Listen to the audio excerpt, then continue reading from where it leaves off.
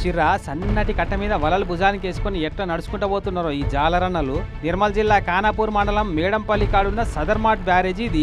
మొన్నటిదాకా రువ్వడి మీద ఉన్న గోదావరిలో వరద నీళ్లు తక్కువ ఉడితోటి ఆనకట్ట మీద నిలబడి చేపల షికారి ఎత్తున్నారు అన్నలిట్లా.